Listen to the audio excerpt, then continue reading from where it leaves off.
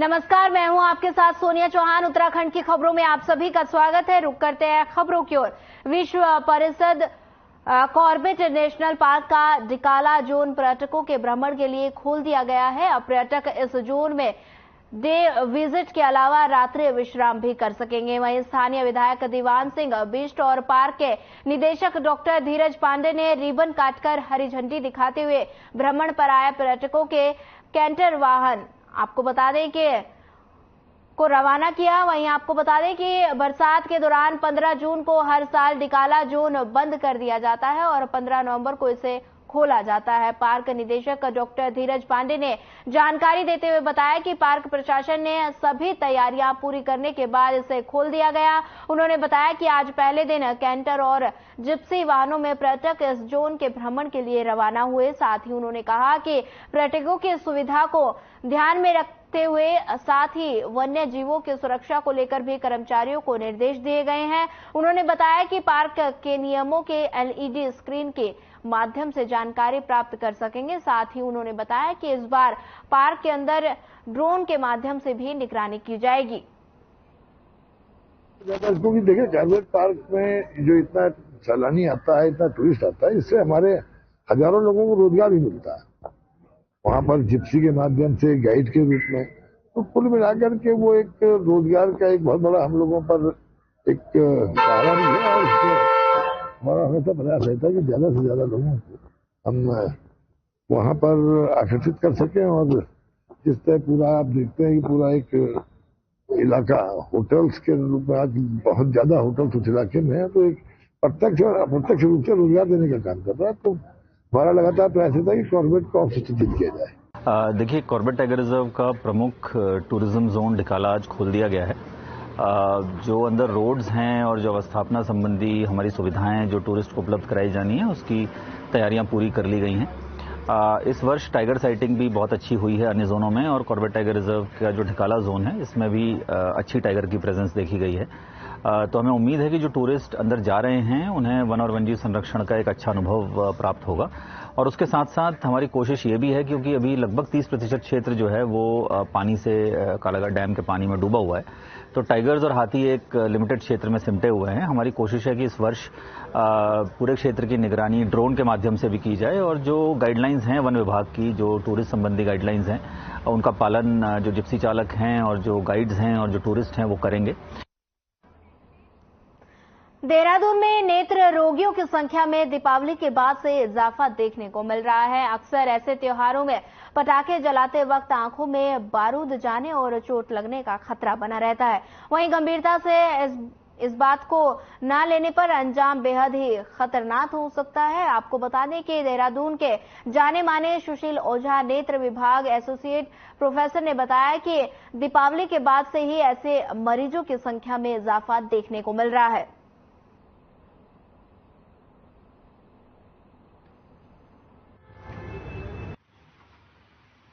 तो चोट देखो दो तरीके की होती है। एक होती है जिसको हम बोलते हैं कि आई बॉल इंटैक्ट है, जिसमें क्लोज्ड ग्लोब इंजरी, तो मैक्सिमम तो वही केसेस हैं।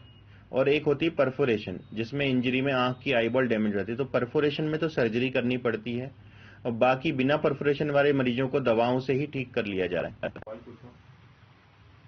थोड़ा पीछे से देखो।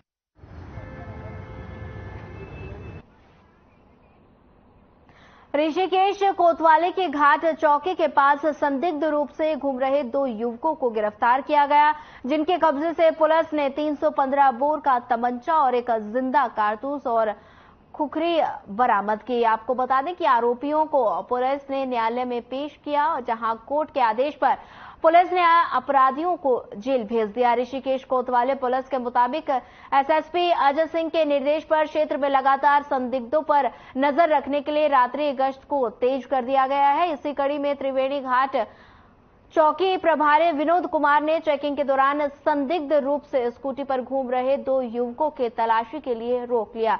वहीं आपको बता दें कि तलाशी लेने पर एक युवक के कब्जे से 315 बोर का तमंचा और एक जिंदा कारतूस बरामद हुआ, जबकि दूसरे युवक से तेज धार वाली खुखरी बरामद हुई। पूछताछ के करने पर दोनों ही युवक को स्पष्ट जवाब नहीं दे सके और इसके बाद से पुलिस ने दोनों युवकों को अवैध रूप से हथियार रखने के आरोप में गिरफ्तार कर लिया।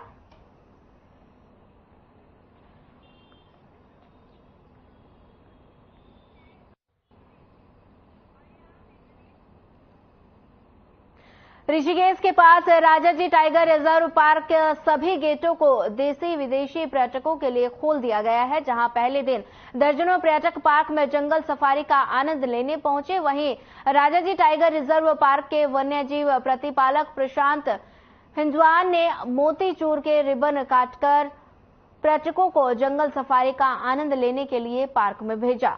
बता दें कि पार्क प्रशासन के मुताबिक चीला, रानीपुर, मोतीचूर और मोहड़ के गेटों से पर्यटक पार्क में वन्य जीवों के दीदार के लिए दाखिल हो सकते हैं और वहीं जंगल सफारी का आनंद लेने के दौरान पर्यटकों के सुरक्षा के लिए भी पुख्ता इंतजाम किए गए हैं।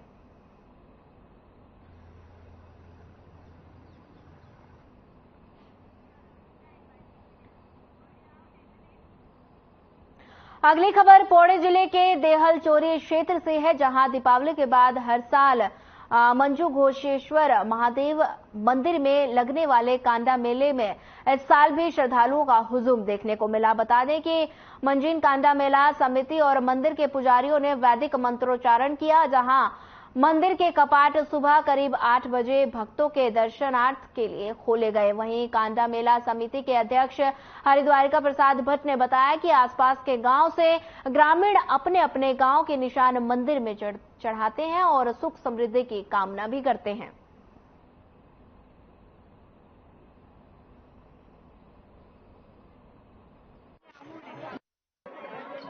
और गंगा प्रसाद ज्यादा होता था, अब शांति है और मनोरंजन भी है, सही है, सब ठीक है। हमारी तरफ से तो बहुत मतलब जब से हमने देखा है अपनी उम्र से 10-11 साल की उम्र से आज मैं 75वां साल लगा मेरे को, अब हम देख रहे परिवर्तन काफी आया। तो यहाँ से 12 साल बाद आई हूँ मैं। पहले आई थी मैं अपने 2 लड़कों को लेकर छतर चढ़ा के गई हूँ यहाँ से, फिर मैं 12 साल के बाद आई हूँ। पहले में जमीन आसमान का फर्क है, पहले इतना वो नहीं थी, अब काफी इन्होंने फैसिलिटी भी कर दिया।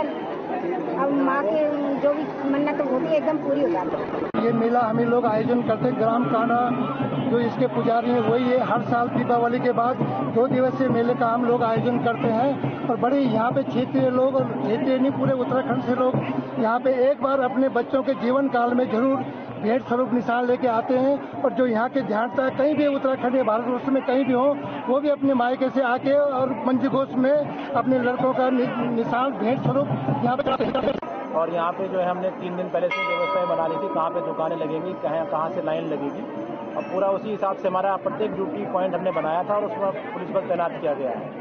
कल जो है 23 निशान हमारे यहाँ पर मंदिर में चढ़ाए गए थे। सब वो कल का मेला छोटा कांडा का समाप्त हुआ था, आज बड़ा कांडा हम बोलते हैं इसको।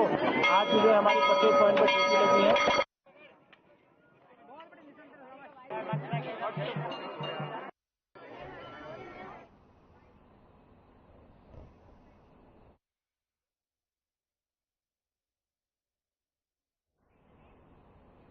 उत्तराखंड की बेटियां देश विदेश में अपने राज्य का नाम खूब रोशन कर रही हैं और इसी कड़ी में एक और बेटी ने उत्तराखंड का नाम 7 समंदर पार खूब रोशन किया। कोटद्वार निवासी मान्या भाटिया ने यूएसए में आयोजित हुए वर्ल्ड स्कॉलर कप में गोल्ड मेडल जीतकर कोटद्वार के साथ साथ उत्तराखंड का नाम भी रोशन किया। वहीं देहरादून के वेंटेज हॉल गर्ल्स रेजिडेंशियल स्कूल के छात्रा मान्या ने इस साल जून महीने में वर्ल्ड स्कॉलर कप दोहा ग्लोबल राउंड प्रतियोगिता में हिस्सा लिया था, जहां मान्या ने 6 मेडल जीतकर येल यूनिवर्सिटी यूएसए के अगले राउंड के लिए सेलेक्ट हुई थी।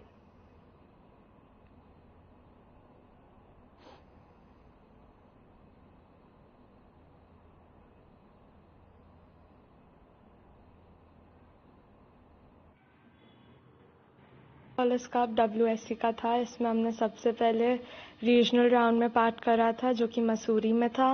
उसके बाद हम दोहा गए थे और उसके बाद हम फाइनल राउंड के लिए अब येल गए थे, टूर्नामेंट ऑफ चैंपियंस।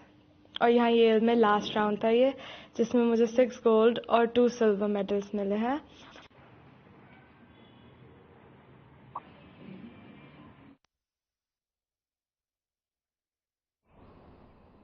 भारतीय क्रिकेट टीम के पूर्व कप्तान महेंद्र सिंह धोनी 20 साल बाद अपनी पत्नी साक्षी और अपने कुछ दोस्तों के साथ बुधवार को अपने पैतृक गांव लवाली पहुंचे। इस दौरान उनकी एक झलक पाने के लिए प्रशंसकों की भीड़ जुटी। वहीं धोनी ने कुल देवता समेत गांव के 4 मंदिरों में पूजा अर्चना कर परिवार के कल्याण की कामना भी की। बता दें कि पूर्व कप्तान महेंद्र सिंह धोनी अपने परिवार के साथ इन दिनों उत्तराखंड के दौरे पर निकले हैं। महेंद्र सिंह धोनी बीते रोज ही पत्नी साक्षी और बेटी जीवा के साथ पतंग नगर एयरपोर्ट पर उतरे थे, जिसके बाद धोनी नैनीताल के मेस आर्मी गेस्ट हाउस में रुके।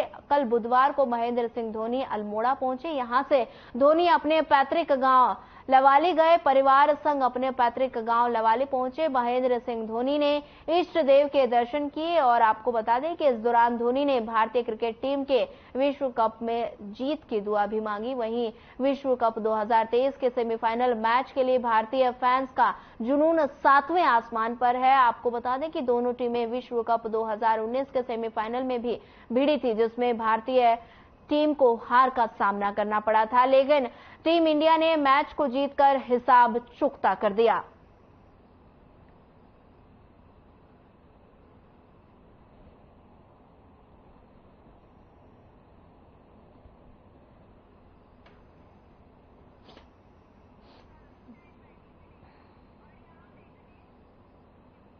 राज्य स्थापना दिवस पर मुख्यमंत्री पुष्कर सिंह धामी ने जनसंवाद किया, तो वहीं जल्द महीना नीति लागू करने की घोषणा भी की। वहीं उन्होंने जरूरतमंद परिवारों के लिए मुख्यमंत्री कन्या सामूहिक विवाह योजना की भी घोषणा की। वहीं बीजेपी के प्रदेश अध्यक्ष महेंद्र प्रसाद भट्ट ने कहा कि सरकार जरूरतमंद परिवारों को जरूरी सहायता उपलब्ध कराने के लिए ये योजना शुरू करेगी। वहीं जिला स्तर पर इसके आयोजन होंगे। साथ ही उन्होंने बताया कि मुख्यमंत्री ने बाल श्रम उन्मूलन के लिए सभी विभागों के समन्वय के साथ एक विशिष्ट कार्य योजना। उन्होंने कहा कि देवभूमि के भविष्य को सुरक्षित रखने के लिए सरकार इस कार्य योजना पर शीघ्र काम करेगी। साथ ही उन्होंने बताया कि 2025 तक उत्तराखंड को ड्रग फ्री बनाने के लिए नशा मुक्त ग्राम और नशा मुक्त शहर योजना भी शुरू करेंगे। वहीं इसी के तहत चिन्हित क्षेत्र को विशेष प्रोत्साहन देंगे। साथ ही उन्होंने कहा कि महिला नीति तैयार हो गई है और जल्द ही इसे लागू किया जाएगा।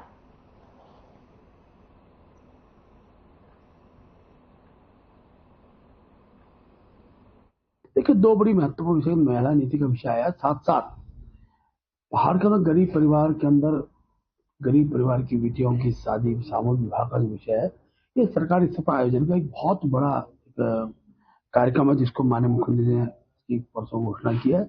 हम इसका स्वागत करते हैं और मैं जानता हूं कि आज के युग में गरीब परिवार की बेटी का कन्यादान में सहायक सरकार हो जाए तो निश्चित रूप से समाज से जुड़ने का भी बहुत बड़ा एक माध्यम सरकार का बनता है। और पुष्कर सिंह धामी जी का ये जो संकल्प है, ये अपने आप में इस राज्य के लिए देवभूमि के लिए बहुत अच्छा, मैं कह सकता हूँ।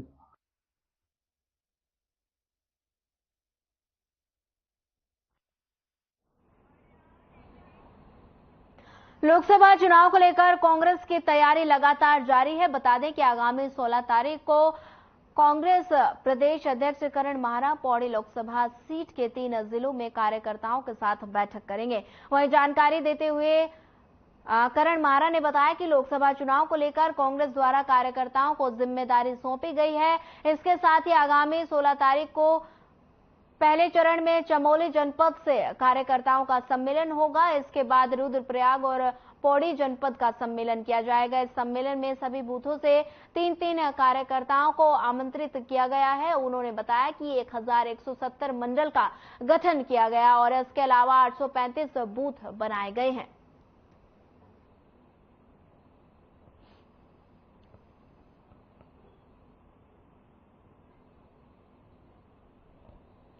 वो है विधानसभा वार, लेकिन मंडलमों का हमारा 8 से 10 बूथों पे एक मंडलम है, वो वहां की टोपोग्राफी उस पर डिपेंड करता है। 1170 के आसपास हमारे मंडलम पूरे प्रदेश में मंडलम।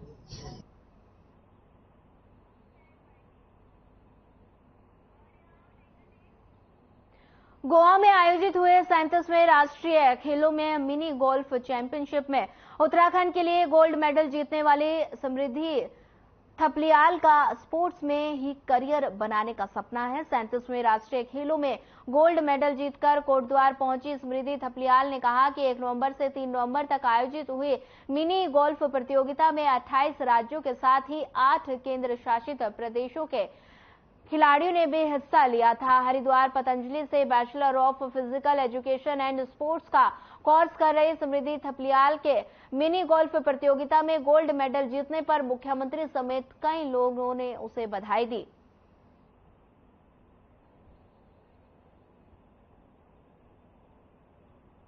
से हमारा टूर्नामेंट स्टार्ट हुआ, जो हमारा 3 तारीख तक चला। फिर 4 तारीख को हमारी मेडल सेरेमनी हुई, जिसमें मुझे गोल्ड मेडल मिला मिनी गोल्फ में। और जो मेरे साथी थे उनमें टीम इवेंट में ब्रॉन्ज मेडल मिला और डबल इवेंट में भी ब्रॉन्ज मेडल मिला। आगे चल के क्या करना चाहती है? आगे मेरा करियर स्पोर्ट्स में ही है। जो डिग्री मेरी BPS है, bachelor of physical education and sports, उसमें आगे जैसे करियर कोच बन सकते हैं और प्रोफेसर बन सकते हैं। तो मेरा जो है, मुझे कोच बनना है। जैसे मेरा अभी मेन गेम जो है वो वॉलीबॉल है, तो उसमें मुझे आगे कोच वगैरह बनना है। बड़े महसूस कर रहे हैं। मतलब ये है कि जैसे कहते हैं गुदड़ी के लाल, हमारे पास कुछ नहीं था, हमारे बेटे ने चुन लिया, तो बहुत बड़ी बात है। बाकी तब देखो ईश्वर की इच्छा क्या होगी। बस बढ़िया। सरकार से अब सरकार से क्या कहना है, सरकार अगर देगी तो बढ़िया है, नहीं तो जयरान जी। वैसे आजकल के पहले भी खाली आश्वासन मिलते हैं सरकार की तरफ से, बाकी होता कुछ नहीं।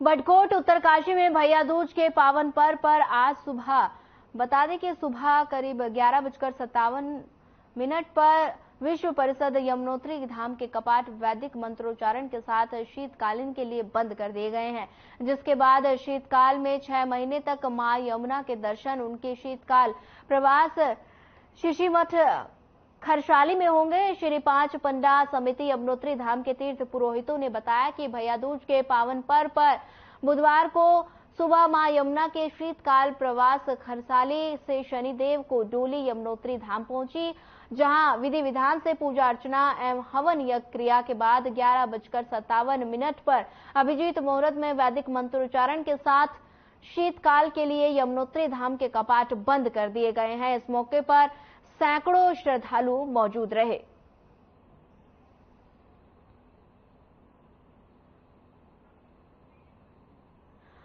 बता दें कि उत्तरकाशी की तस्वीरें हैं, जहां भैया दूज के पावन पर्व पर यमुनोत्री धाम के कपाट बंद कर दिए गए हैं। तस्वीरों में आप देख सकते हैं कि हजारों की संख्या में श्रद्धालु यहां पहुंचे थे और मंत्रोच्चारण के बाद यमुनोत्री धाम के कपाट बंद कर दिए गए हैं। उत्तरकाशी की तस्वीरें हैं, मंत्रोच्चारण के साथ ये कपाट बंद कर दिए गए हैं। हजारों की संख्या में श्रद्धालुओं का जन सैलाब उमड़ा और भैया दूज के पावन पर्व पर यमुनोत्री धाम के कपाट बंद किए गए। उत्तरकाशी की तस्वीरें हैं, जहां पर आप देख सकते हैं कि भैया दूज के पावन पर्व पर यमुनोत्री धाम के कपाट बंद कर दिए गए हैं। वहीं हजारों की संख्या में श्रद्धालुओं का जन सैलाब उमड़ा। आप देख सकते हैं तस्वीरों में श्रद्धालु की काफी भीड़ नजर आ रही है। उत्तरकाशी की तस्वीरें हैं, जहां आप देख सकते हैं कि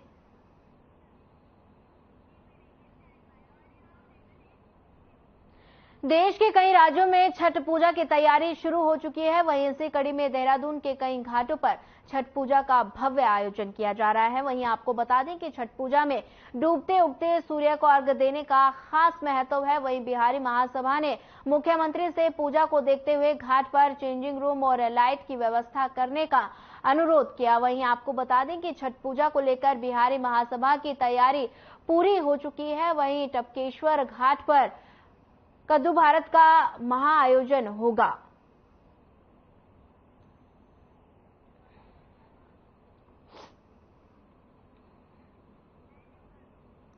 बता दें कि देहरादून की तस्वीरें हैं। बता दें आपको कि छठ पूजा की तैयारी शुरू हो चुकी है। वहीं देहरादून में भी छठ पूजा को लेकर बिहारी महासभा ने अनुरोध किया।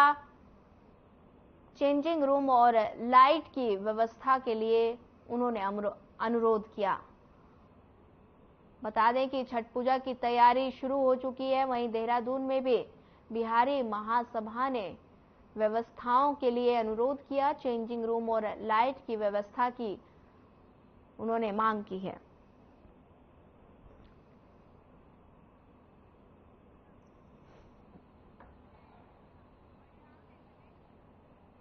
जनजातीय दिवस के अवसर पर राज्य भर में विकसित भारत संकल्प यात्रा का आगाज हो गया है और इसके पीछे का मकसद भारत सरकार की अनेकों योजनाओं के बारे में आम जनमानस को रूबरू करवाना है। वहीं विकसित भारत संकल्प यात्रा के प्रचार प्रसार के लिए तैयार किए गए मोबाइल वैन को राज्यपाल गुरमीत सिंह ने हरी झंडी दिखाकर रवाना किया। इस दौरान कैबिनेट मंत्री सुबोध उनियाल, रेखा आर्या, राज्यसभा सांसद नरेश बंसल समेत तमाम लोग मौजूद रहे। वहीं संकल्प विकास यात्रा का रथ जनपद देहरादून, धूलकोट और टीपरपुर में आयोजित कार्यक्रम में जाकर लोगों को जागरूक करने का काम करेंगे। राज्यपाल गुरमीत सिंह ने कहा कि यात्रा 15 नवंबर से आगामी 26 नवंबर तक पूरे प्रदेश भर में आयोजित की जाएगी, जिसमें राज्य के अंतिम व्यक्ति तक योजनाओं का लाभ मिल सके। साथ ही इसके साथ राज्यपाल गुरमीत सिंह ने झारखंड के स्थापना दिवस की भी शुभकामनाएं दी हैं।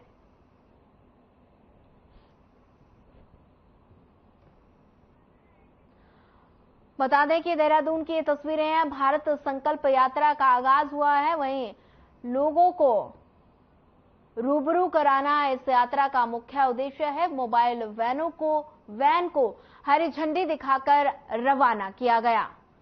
आप देख सकते हैं तस्वीरें देहरादून की है, जहां पर भारत संकल्प यात्रा का आगाज किया गया है और मोबाइल वैन को हरी झंडी दिखाकर रवाना किया गया है।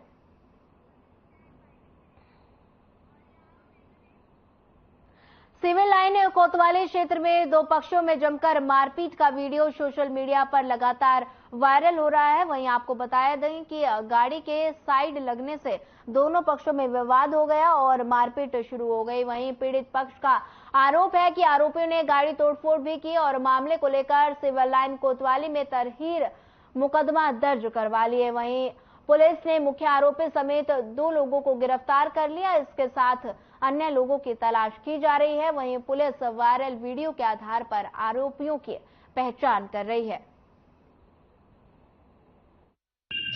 ये एक नवीन अग्रवाल हैं, आदर्श नगर के रहने वाले। इनके बेटे के साथ में कुछ लड़कों का रोड रेसिंग को लेके कोई झगड़ा हुआ था रोड की टाकीज पे। उसके बाद वो झगड़ा वहां पर निपट गया था।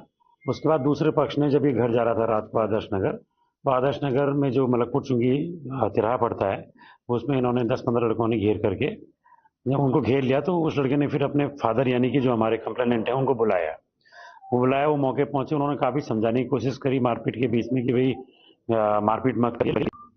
इसमें भाई साहब बच्चे जो है गाड़ी में थे, हमारे तीन जने जो है हमारे गाड़ी में थे बच्चे, मेरा भतीजा, मेरा भांजा और एक मेरा जो है बेटा, और ये प्रकाश होटल के पास खड़े हुए थे।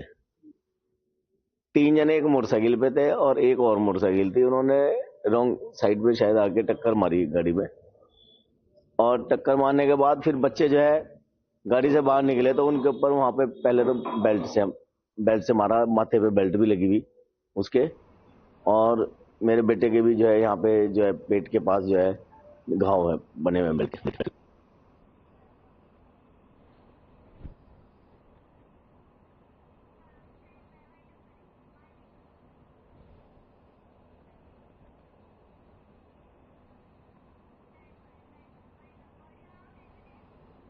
फिलहाल इस बुलेटिन में इतना ही। ज्यादा खबरों के लिए बने रहिए हमारे साथ। नमस्कार।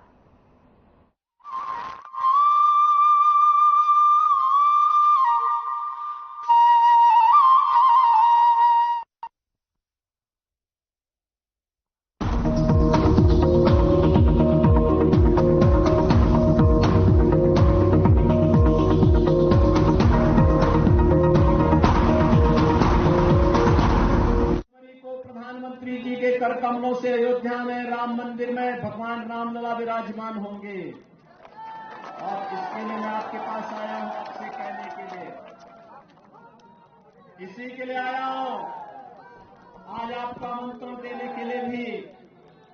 भाइयों बहनों, एक और कांग्रेस आपकी आस्था के साथ खिलवाड़ करती थी, देश के विश्वास के साथ घात करती थी, और दूसरी तरफ गरीब का भी जो हक था उसको छीन लेती थी। अब याद करिए, जो मोदी जी ने 12 करोड़ गरीबों के घर में शौचालय बनाया, कांग्रेस भी तो बना सकती थी। मोदी जी ने 4 करोड़ गरीबों के मकान बनाए, ये कांग्रेस के समय में भी हो सकता था। मोदी जी ने 4 करोड़ गरीबों के घर में बिजली पहुंचाई, कांग्रेस भी कर सकती थी। 10 करोड़ गरीबों को उज्ज्वला योजना का फ्री में कनेक्शन दिलवाया, कांग्रेस भी कर सकती थी। 50 करोड़ लोगों को आयुष्मान भारत में स्वास्थ्य बीमा का कवर पूरे देश के अंदर दिया, कांग्रेस भी कर सकती थी। 1 डिस्ट्रिक्ट 1 मेडिकल कॉलेज का निर्माण, कांग्रेस भी